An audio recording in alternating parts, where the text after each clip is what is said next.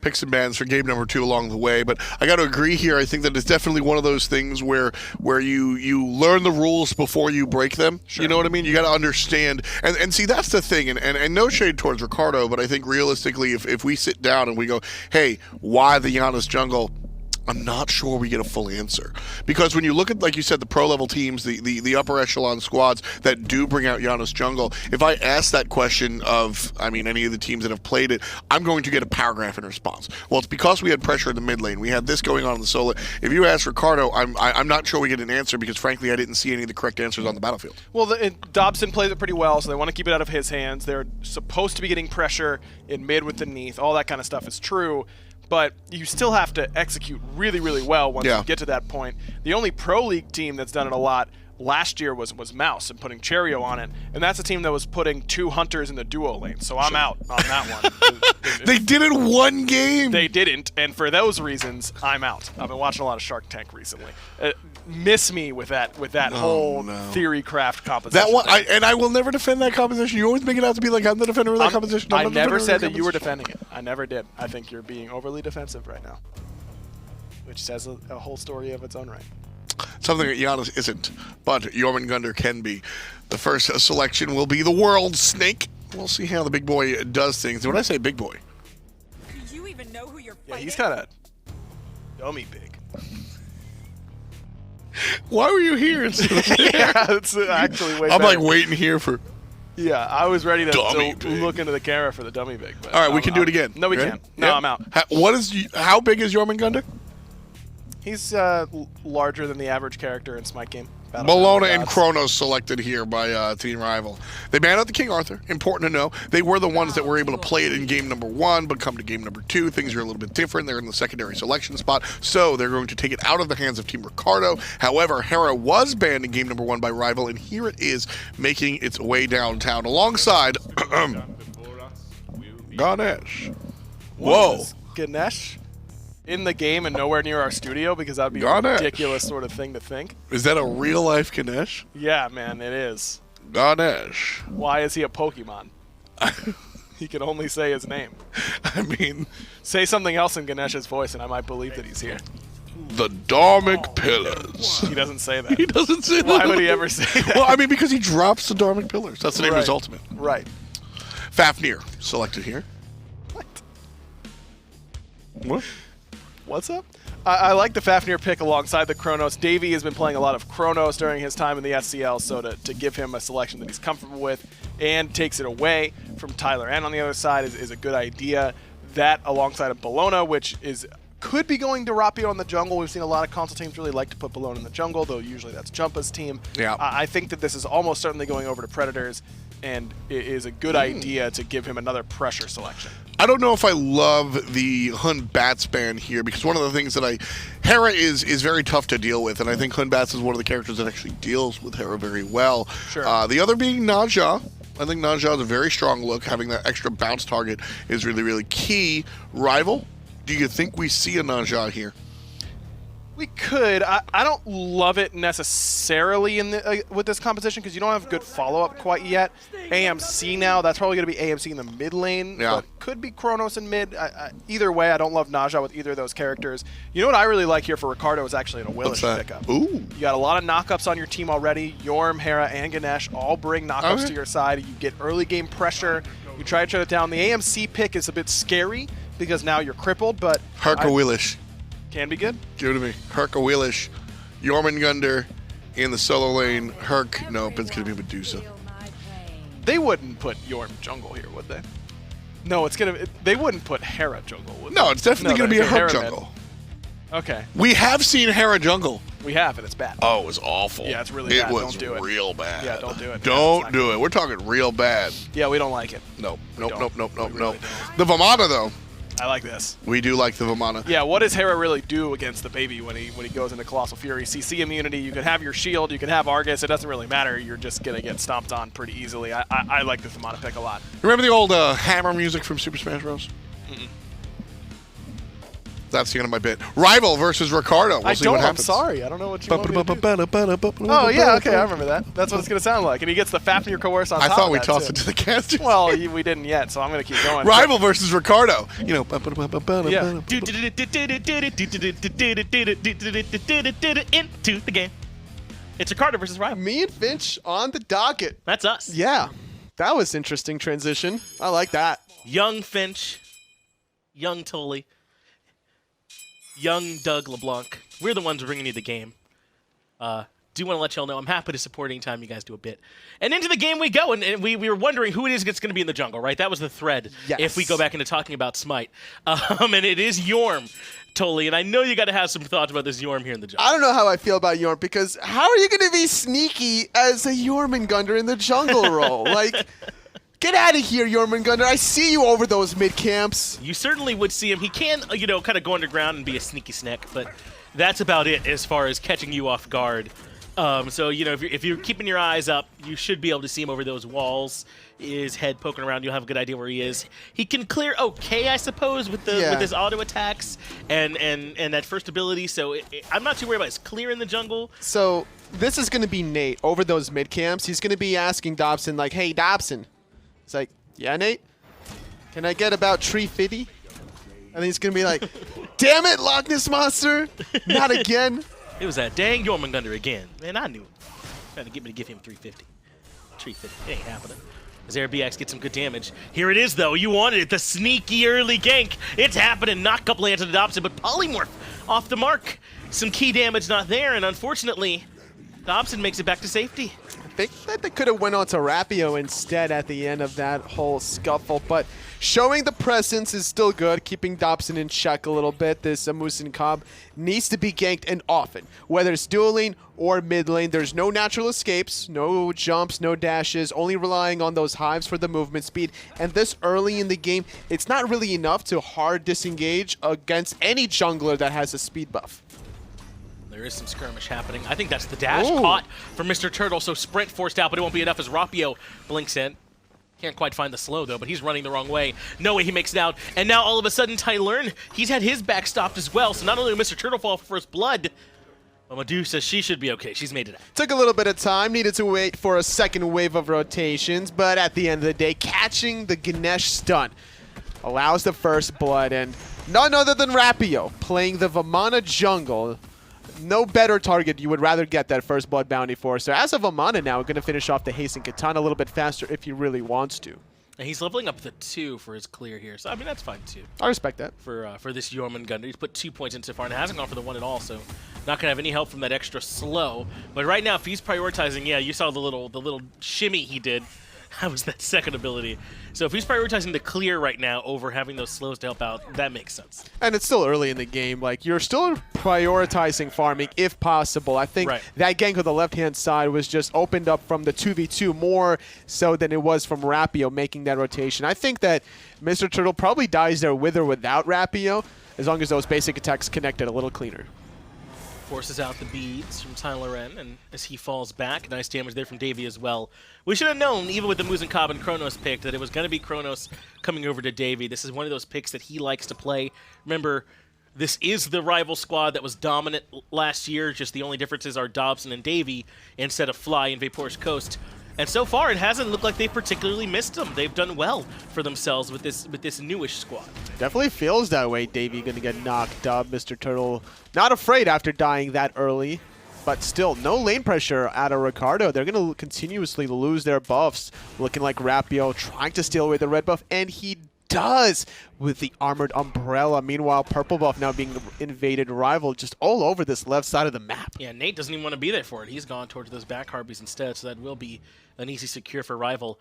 I do want to point out while we have a moment that Dobson has elected to go into the Talaria boots on the mid lane of Musin Cobb.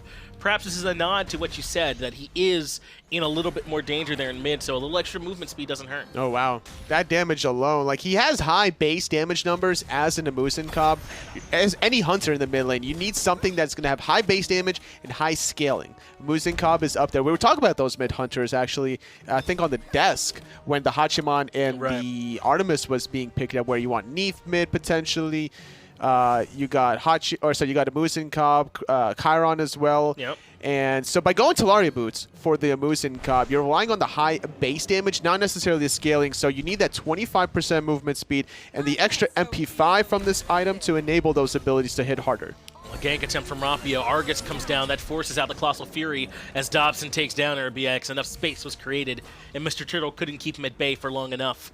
Meanwhile, Predators was quite low a moment ago. He had to back after some pressure from Chronic the Bros, so there's fighting everywhere. And because of that death from Mr. Turtle to First Blood going the way of Rapio, that allows him to get that level 5 Colossal Fury to make that tier 1 tower dive, and that also disallows Mr. Turtle from being level 5 to get the Dharmic Pillars to save his mid laner's life. So everything coming out pretty well for Rival. They're looking good so far. More of the same from what we saw in Game 1 that went so well for them. It is coming from a different avenue this time, though. Last time it was Predators unmatched on the King Arthur. This time, though, Team Rival doing a good job with this jungle mid coordination between Rapio and Dobson, and that's netted them a couple kills. I feel like this could be a kill if Mr. Turtle dropped those pillars a little bit earlier, but this now allows Dinosaur to make this rotation just in time, and the turnaround play even. It's so much damage from Dobson. Even Dinosaur with a celebratory transformation. Let's see if we can make the most out of this now that it's already happened, but the fight is over at this point. But I do like the idea that we've got this Fafnir on the team with the Kronos and the Amusin Cobb. Even the Vaman and the Bellona, everyone can benefit from this AoE coerce. This is going to be really scary for Ricardo if it gets to that mid-game portion of those team fights, especially if Dinosaur gets the Shogun's Kusari for even additional attack speed. A little bit of overkill using that Draconic form, but better safe than sorry. I guess he thought that there was going to be potential to kill out RBX, but without too much mana for Dobson after that kill onto Turtle, that needed to be a disengage. But similar story to game number 1. Both solo laners just kind of smacking each other around a little bit. Not too much for them to worry about as Rapio's gone into the Hasten Katana start. It looks like he's just going to go the Hasten tree entirely and forego boots. This has been a much more common path for some of these auto-attack focused junglers as Nate will slow him down a bit. Remember, Rapio is a bit slower than normal, so those are more potent, but no chase potential. Yeah, not going to be able to do anything, especially without a blue buff on his right side of the map. Great wards out of Rival and good positioning in a 2-on-3 now. And look how quick Dobson dropped down the Stinger. He knows he'll have a chance to refresh that cooldown if he picks it back up, so he's being very, very free with it. Rapio blinks in, immediate silence comes out, but the rest of Rival not there. There's a big old snake in the middle lane they got to worry about. Jormungandr's coming through, the World Serpent, but he can't quite hit home. In fact, it's RBX who falls. The knockup's there, and that punishes Rapio. Nate gets the first one for Ricardo. Not tanky that early in the game. This level 7 Vana does get a kill, but can't disengage with the Colossal Fury. Meanwhile, Davey going to use his rewind, trying to survive against Tyler, and that still has the Petrify, but he's getting flanked. Yeah, this is now very scary. Yeah, not getting out of this one, Tyler. And Davey's the one that gets the last hit for that, his direct lane opponent. And what was bad has just been made worse as they take an extra death over on the left-hand side. And there's farm coming up. Red buff about to spawn as well. Purple not too far. There might even be a chance for Rival to capitalize. And despite Predators almost taking a spill about the 2 or 3 minute mark, he's the one being aggressive now, having a huge power spike with his Berserker shield, having so much more sustain between that individual item and also the Scourge, because Chronic the Bros doesn't have quite the same sustain. He doesn't have Gladiator shield, and he doesn't have a high enough level in his mitigate wounds. That is Argus down for RBX in the middle lane. Looks like they were looking to potentially grab out Dobson, but unfortunately he got away. The purple buff went down the left-hand side as well. Successful invade from Team Rival, and so far this early game pressure has worked for them tremendously, Tully. 3,600 gold out in front, even comfortable grabbing that gauntlet there for Dinosaur. 3,800 experience to go along with it.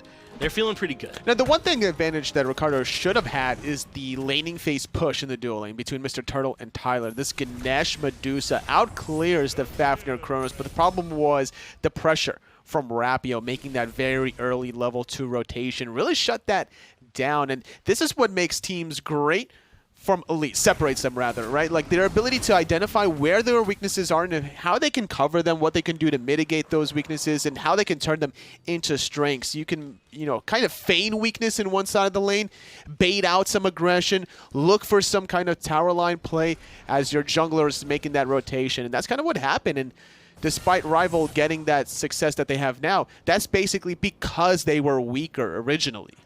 And they're showing, you know, the ability to diversify how they win their games, right? Last game, it was all through Predators. This game is 0-0, and we haven't seen them for 9.5 minutes. And Rival are in no dire straits because of it. This time they're playing almost entirely through their jungle mid to try and establish pressure on Team Ricardo. And like you said, they've manufactured a lead on the left-hand side as Predators, just when I say we haven't seen him, is looking for the solo kill underneath the Tier 1 tower. Nate gets there too late, and Predators finds it. In fact, he's going to keep boxing it out. He's already used his mobility, so he's got to keep pushing. He's totally fine. And all of Rival, meanwhile, are using this to their advantage to get the Gold Fury. Normally, it's the team that dies in the solo lane that's going to be able to force that objective, but not Rival. Not with this kind of early game pressure on all cylinders. They're just able to control every side of the map. Oh, that's unfortunate from Dobson. The stinger off the mark, and RBX laughing, but he's got to be careful he doesn't die for the pleasure, as he is brought down very low, and he might die. Rapio is making a loop underneath. The blink's available. He's looking for the umbrella ring, and it connects, but just not enough damage. I believe he's maxing out that second ability instead. Not enough points to get the kill there. Yeah, man, you got to watch out laughing underneath the Tier 1. Good accuracy, though, from Rapio. Not an easy ability to hit at max distance. No, not at all. And you certainly have to lead it as the Vamana. So, unfortunate. RBX, level 8 still. Really can't afford to be taking extra trips back to base off timer, so that's a nice win. Even if they don't get the kill, the TKO is certainly still nice to push him back. He's got to make sure he finds what farm he can. That's part of why I think that even when there is pressure in right, they can't afford to go near Gold Fury. This mid laner is too far behind. And with that Gold Fury, now Rival will have a very commanding 5,500 goalie. Predator still being a lane bully, and it's very frustrating as a Hercules when you have to expend your Excavate just to clear the wave. But remember that Excavate now going to be a shorter cooldown once you're maxing it out now. So it's a little easier on a losing matchup, but not going to be easier once these team fights start rolling around. Tyler only needed a moment to recognize that was not the situation there for him. He falls back. Chronic the Bro is going to have to run away from Predators, avoids the bludgeon. He's done that several times this game. It's not nearly as easy as it looks, but he's out of there, able to make it back to safely.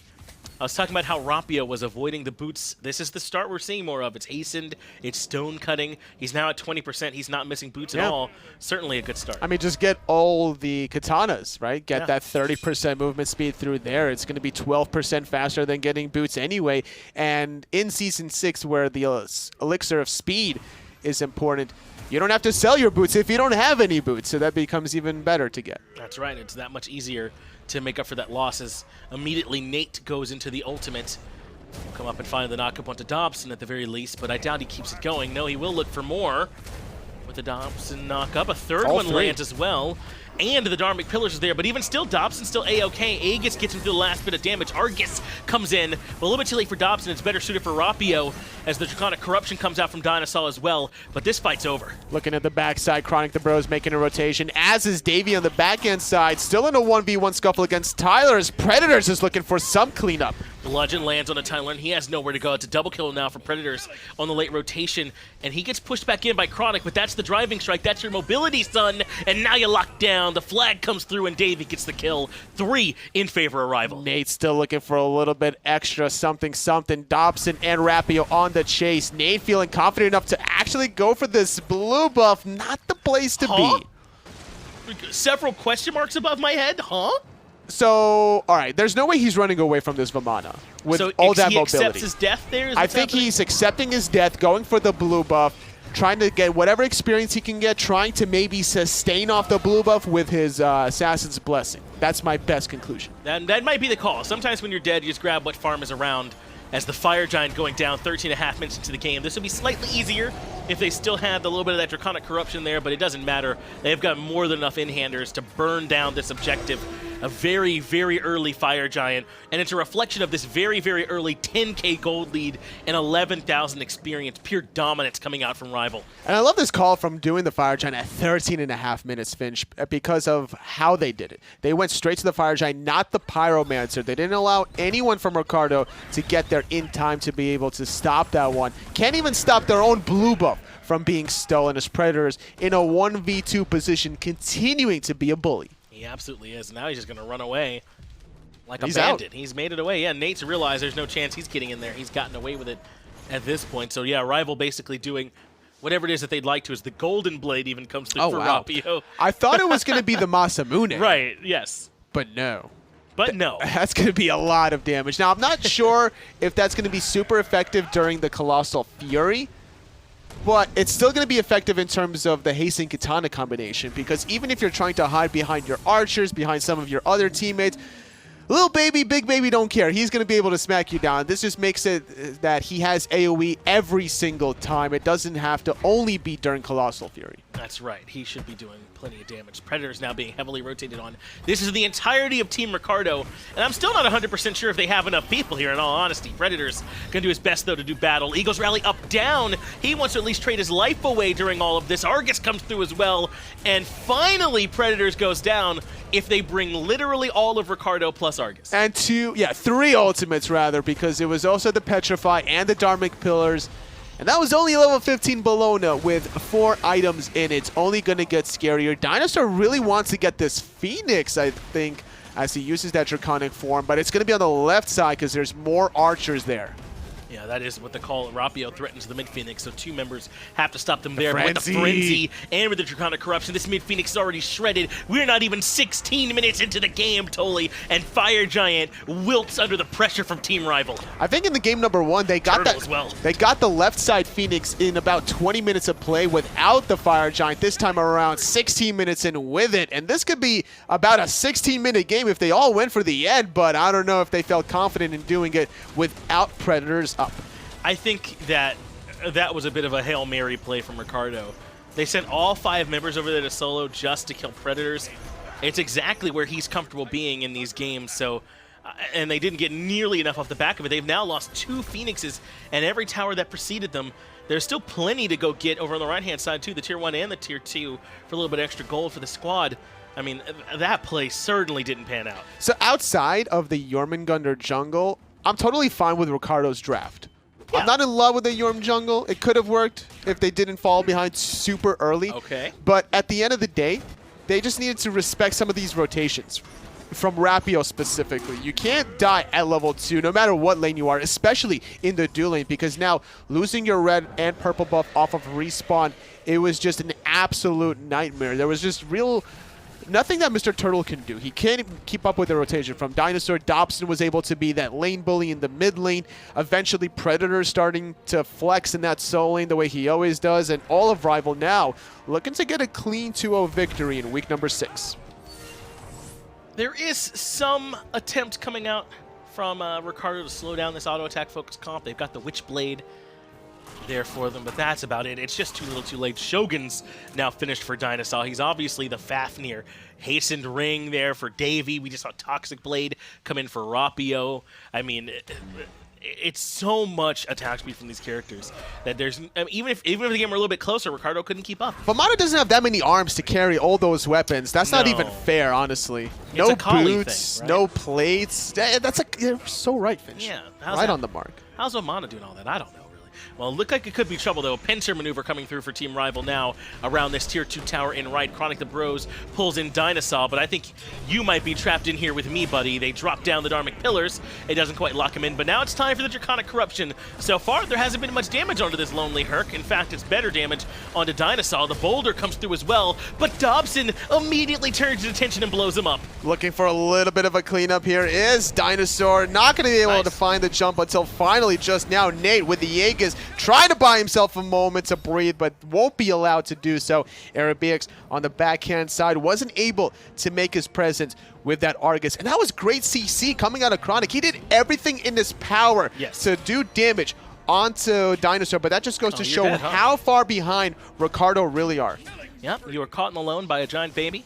Caught alone in the jungle, and there's really not a whole lot you can do to stop that one. He's going to keep pushing up mid as well, so they can have minions there. Right side Phoenix already down, and at this point, Rival choosing to allow this game to continue, because with 3 members there, they really could have pushed in, but they'll wait for now and consider pushing up later. You know what happened? Arabiax asked Rapio, do you want some candy? Then Rapio was like, turns into Colossal Fury. He's like, do you want some candy?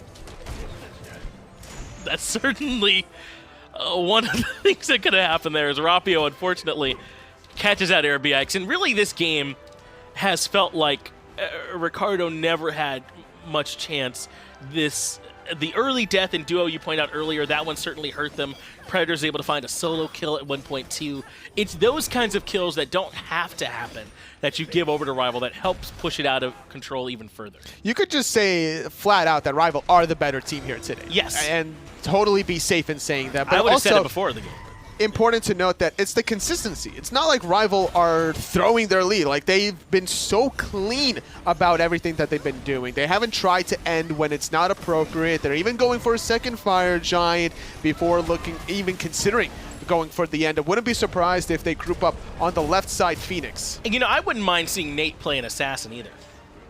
Wouldn't be bad. I don't think I would wouldn't hurt. be mad about it. Yeah, even a warrior. Play someone who normally does a jungle thing as he ends up falling to Davey in the backside of the jungle. Rapio going to continue the chase. Hasten Katana. We've already seen the work that it can do. Silence means nothing here, my friend. Tyler N grabs a kill as well. And they're going to keep on going. Predators comes into frame. There's a better silence. But Rapio, even as one of our jungle monsters, undeterred. Still not done yet. Going into the Draconic form, Era BX going north. Mr. Turtle dying south. Almost a DSI with only Chronic the Bros up, and Rival looking to clean out in a 2-0 victory today. They certainly should be able to. Mid Phoenix just went down. Chronic the Bros found himself a nice heal, but he only prolonged the inevitable. A DSI comes through for Rival. Left side Phoenix down, and Nate will respawn one more time to get a nice view from up high, as he is going to be Jormungandr of his Titan going down. That is the set into to Team Rival. Rival were up 22,000 gold in less than 21 minutes of play. That's fast. Being up more than 1,000 gold per minute of gameplay just goes to show the difference of skill between these two teams. Rival continuing their hot streak in the European Xbox scene. And they look like the top team, man. I would have said Dombo's Disciples were that team, but they had some missteps, right? They had, obviously, the DQ, where they lost a player as well. A couple of things that went against them. And now it's Rival, man. They look pretty clearly up at the top to me after that set. That's going to do it 2-0 in Rival's favor. Let's get it back over to the desk. We'll let them break it down. Thanks a lot, my friend. I think they look on top to me as well. Rival taking the set in 2 games, and those 2 games extremely fast, 24 and 20 minutes respectively. Yeah, not a hard set for Rival, it seemed, and a lot of that, again, draft pretty important. I got a question Smite. actually. Yeah, what go did for you it. think about the Jorm jungle? Really, you make me want to say Jungle Giannis, but not Jungle Yorm. No, because it's Jormungandr, Jorm jungle. No, it's Jormungandr. Well, then it's Jorm jungle. Sure. Cool. So what'd you think about the Jorm jungle? It was bad. Yeah, it was bad. Well, okay, Look, yeah. I think that it maybe Nate should just change roles. He clearly doesn't want to play assassins, right? I mean, he plays Giannis and then Jormungandr. I think that there is a chance that Jorm will find a spot in a competitive jungle environment. I think it's small, and I don't think that it'll be in that sort of composition. You're just huge, right? You have the biggest hitbox in the game, and it isn't close. And so you're getting hit by everything on the planet. So you need to be a hit. You need to be ahead of your You need to be opposition. tanky. Exactly, and tanky, because otherwise you're just going to get exploded. That's why solo Jorm works pretty well. If you're stacking lots of prots, that's why you can work in support. In jungle, you're just going to insta-die, and he just wasn't dealing any relevant damage either. There was the one fight where Predators solos out Chronic the Bros underneath the tower. He uses ult. He's half health. He's on tower line. And here comes Nate, and he does like 400 damage. Yeah, and it's he a used little the whole rough. kit. It just doesn't work. A little bit rough there. I'm down to see Jorm in other places. I'm down to even see Jorm. I think I'd rather see Jorm Yiddling than in the jungle. What's up? Like in the center of the map, center? Oh, the middle. Middle lane. Yes. Yeah. that The didn't middle work lane. out. Yeah. But I think I could see, Jorm in alternative positions. I'm down. Brand new character, try new stuff. And so with that in mind, I won't completely, throw everything at Team Ricardo here for trying something new. I do wish that there was something built around it. Again, I'm the guy to talk to if you want to try and sell some jank, but you've got to complete the equation that is a balanced team composition, and we just didn't see that draft come out from Ricardo. No, I don't think so either. I mean, look, Nate did the most damage in the game. It wasn't impressive damage. It just did. It was inconsequential damage. Most damage on his team, I should say. It just didn't matter. Not at all. One ward placed as well, and I think let's that go. we can talk about this as well. Tyler N and Nate combined for a single ward placed. You're looking at, 16 wards in total, and that's what the duo lane was able to put out here for Team Rival. Wards win wars. Not only in your games at home, but specifically on a competitive basis. The vision in the jungle is very, very, very, very, very, very, very, very, very important. It is. And I think it's an egregious mistake to have 0 to 1 wards placed, especially if you're the jungler. You are omnipresent on the map. I think that is one of the bigger mistakes I've seen in competitive play in a while. Well, he's behind because he can't clear the camps very quickly because he's Sure, playing but- Jormungandr. So I mean- all of his gold needs to be going to items so that he can be relevant in the game, and that's why you don't play the character in the jungle. A little bit rough there, but Ricardo on the slow side of things. Let's take a look at the standings and see where everybody's going to stand up here.